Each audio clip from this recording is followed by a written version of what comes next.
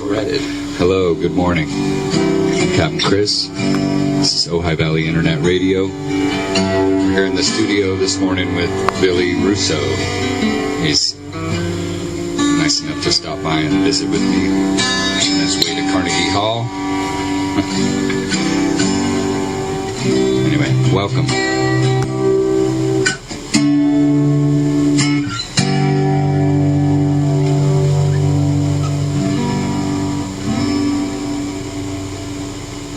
Intro music there for you. Tuning music. That sounds beautiful. Thank you. Cool. Thank you. Good morning. Yeah, good morning to you too. Thanks for stopping by. Thanks for having me. You bet. Let's get right into it. Just tell us where you're from. I like to start with where are you from with people. Mars. No, I got kidding. I've been here in Ojai for a couple of years now, so I guess this is where I'm from right now. Yeah, that's good. That's totally cool. It's more of a, I like to hear people's story. If you'd rather play music than talk, I can totally dig that too. Can I do both? Yeah.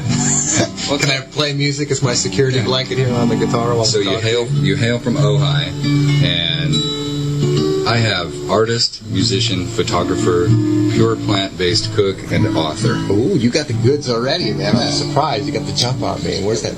Well, I posted that, and I didn't have to do, there's not a whole lot of research to do on you. There's not, is there? So, but I did find that, and that's enough. That's enough things to be about in my humble opinion. All right, cool, yeah. Right. Now, what's the author part? Let's start with that. The author thing. Well, I got into writing a couple of years ago, and the first book I did, it was a collaboration with my now ex-wife. And that was called The Library's Place in California. You could actually find that online on Amazon. And we did a tour of California and went to all the interesting libraries from coast to coast, the bottom of the coast to the top of the coast here. Okay. And did some stuff with that, square footage, catalogs, histories of the libraries, and things like that. And okay. It was. Should I turn? Don't touch the mic. Just move closer to it. Okay, I'm a little off here. That's all right. No, that was perfect. Every time you turned your head, it would go away. Yeah. That's cool. So that was kind of cool, doing that. And then I wrote a biography, a rock and roll autobiography called Memoirs of a Rock and Roll Nobody. I think when I was I'm 42 now. So when I was 36, I got to thinking there's so many stories, both good and bad. I better start writing these things down now before I forget them. And I don't know that I'll ever have grandkids because I don't have any kids yet. But if I do, I guess I'd want them to kind of know some of the places I've been for better or for worse. So I started writing that book, and it took me about a year, maybe a year and a half to write it. And that one's self-published. So love it. Yeah, love the title. Is what I thought it was kind of a tongue-in-cheek kind of pun on things. Memoirs of a Rock and Roll Nobody, And yes, some people are like, it's kind of self-deprecating, but I'm like, but it's so fun. It's art. Come on. Yeah, and that book's out, and I think I got maybe 12 or 15 copies still pressed and ready to go. Of course, they're not here; they're in the safekeeping of a friend on the East Coast. So, well, hopefully, I can get a copy. Yeah, I would love to try to get you a copy. Everybody, I always said I want to see it on the side of toilets everywhere in America. Well, if it's a coffee table book or it's a bathroom book, a reading room book, no doubt, that's cool. So yeah, that was the author thing right there, and I think just based on these past couple of years here, that pretty soon we're going to have another book in the making about something, because these have been some pretty interesting times these last couple of years, and maybe even another record in all this. Oh, I highly recommend, follow your heart, do it. That sounds great. I can't wait. Amen. We'd love to play. We played some music the first time I met you, and I look forward to maybe participating in some of that. Yeah, I hope we could play some more music together. Yeah, more music, that's right. Could be the drummer on the next record. That's right. You're a bass player. I've been known to produce albums also. That's really what I'm into. Mm-hmm. So hopefully we can collaborate on that. That would be great. And why don't you play some? You going to play a tune for us? Yeah, maybe I'll just think about what I'm going to do here. Can we play something off the CD? Yeah, one of the CDs? Why don't we do that? Why don't you set it up? What tune do you want to hear? On the one CD there that we just kind of ripped off, there's a tune called Kneel to Spoon, which is an interesting number. Maybe we can play that one to kick us off. And That's the last one on the disc. Is it? Okay. Yeah. Okay. And, Let me see if I can get it queued up here. So what is it? 1, 2, 3, 4. Which one? Yeah, I think it's 5 right Okay. there. Let's give it a shot. What was the name again? This is called Needle to Spoon. Needle. Talk a little bit. Yeah. What's that? That has, all the songs have a story. What's the? Well, that one there is story? kind of interesting. That was one of those ones that you write in like 5 minutes. I think there was a couple of inspiring facts. One was at that time I had just gotten my first Martin guitar, which is all gone now. I don't have that anymore. But it was Martin Go Bye Bye. Yeah, Martin Go Bye Bye during Divorcee. Oh wow, and, stuff happens along with life. everything else. I gotcha. Every other material thing. Life's like that. It is. That cathartic moments. So that was one part of it. It was that the new Martin guitar with an open tuning, which I tend to like, and I was having a cup of coffee behind the donut stop there, and what's that? Oh, just a little background music. oh, that song's no good. That's not a good background song. No. We're not going to listen to it. You keep talking. We're going to ignore it. It's like wallpaper. And there was a gal sitting there, and she was really cute, but I could see she was in an obvious state of transition that was, diminishing transition, and I could see she was really kind of strung out on drugs and whatnot. And I started talking to her and tried to make a connection with her, and it was clear that she was kind of far gone, but not so far gone where physiologically she was broken down yet. But she was well on her way, and I could see that. And she was actually dressed in just a kind of a rag like around her, and she was basically standing there naked, and I was like, what's the deal with you? And after I talked to her for about 30 minutes, it became real clear to me that she was in this state of transition as a use of methamphetamines or heroin or something like that. Yeah, some heavy drug. And I was really moved by the whole situation, and I went back to my place and I wrote that song, Needle to Spoon, and the lyrics, it just came right to me, I mean, so, I was obviously having some feelings about her, like, wow, I wish there was something more I could do to save this girl, or we could hardly save ourselves, I suppose, but there was something about that, so that made me write that song, Needle to Spoon, and I think it's indicative of that situation. That's poignant, yeah. I mean, ultimately, we all lose that battle. Yeah, I hope to God she's okay now, but I don't know. It was, sometimes there could be some kind of intervention and taken out of that, but that's right. Who knows? That's right. That was the last I ever saw her, the first and last. Right. Well, the song is her legacy. It is. Definitely. What else? So we touched on where you're from. What are you working on musically these days?